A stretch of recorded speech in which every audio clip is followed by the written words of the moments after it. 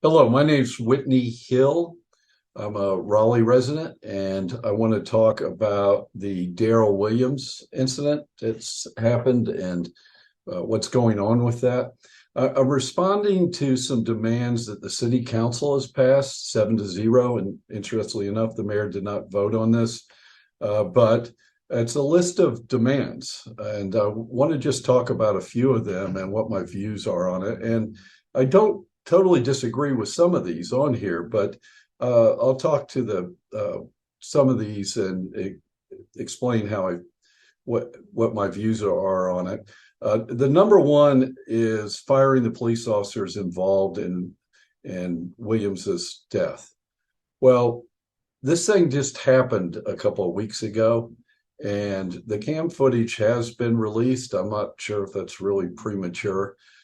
the I'm just going to say this: the police officers deserve full due process, and with the process the police department goes in. If there were criminal charges, they deserve that due process too. We give this due process to criminals, and our police need due process as well. And we can't expect for them to get anything less. And in fact, with regards to their jobs, they need to be weighed against what department policy is. If there were, any type of, I don't think anyone's accusing any sort of criminal thing in this particular situation, but if there was, they need to have that due process. So they're calling for the firing of the police officers before really the inquiry's done. I think that's totally wrong. We don't lynch people anymore. We don't ramrod people. We go through due process. The second thing is that they're calling for the police to stop proactive patrols and other forms of over policing. Well, as a North Raleigh citizen, I'd really like to see the police show up more often in my neighborhood.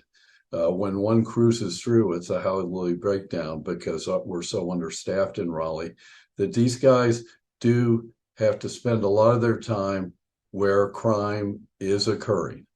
And I would believe that in these neighborhoods, a lot of people are grateful to see a police car driving down the road.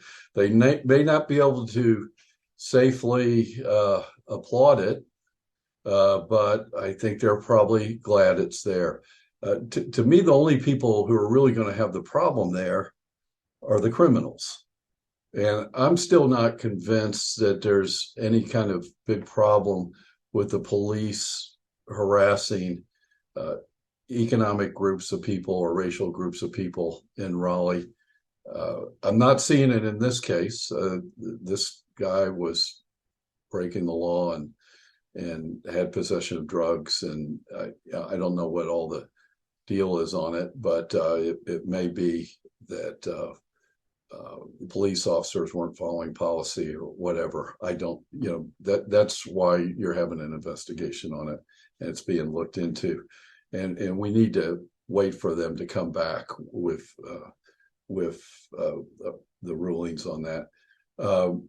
There's one of these demands is that Raleigh police officers carry liability insurance. And what's implied in that statement to me is that, like owning a car or anything, that the police officers are going to have to purchase this. Well, right now they're already underpaid, and now you're going to ask them to carry liability insurance and to pay for that themselves. Well, yep, if the city paid for it, that might be a good thing. Maybe that's something to talk about. But having the police officer pay for liability insurance, I don't think so. I don't think that's really practical or a fair thing to require them to do. And then the instatement of a mental health crisis team, mental health crisis team, I think might be a good thing to do if we had a SWAT team. I think it needs to fall under the banner, possibly the police department. That could be argued, but police are generally trained to take down criminals and handle physical situations and dangerous situations with people. Uh, I think there's a lot of opportunity with mentally ill people, which more and more seems to be something that's coming to the forefront to work with de-escalating the situation. And I'm sure there's some training going on with the police officers to do that. However, being able to call in some type of SWAT team when a situation has been de-escalated but can't fully be de-escalated, when you have a mentally ill person, uh, might be something to be looked into, and may be a good thing. So, these folks would need to work with the police force, and I mean, someone's got to call them in, and if a third person doesn't do this, and the police encounter someone who's mentally ill, who they're able to, stabilize the situation by talking to them and de-escalating it, and then we bring in a mental health SWAT team. That might be a good thing to do. I think that's something worthy to be talked about. So those are some of my feelings on those items. I'm really looking at these demands as the city council is pretty hostile to our police department, and right now we're doing nothing to get the numbers back up. When I say doing nothing, oh yeah, there's I think about 30 people over the next 2 years new employees that are going to come in. Well, we're going to lose that or even more by the time these guys get activated. And so we're asking for more and more of our police professionals and giving them less and less. And that is only going to create the potential for more problems where police officers make mistakes.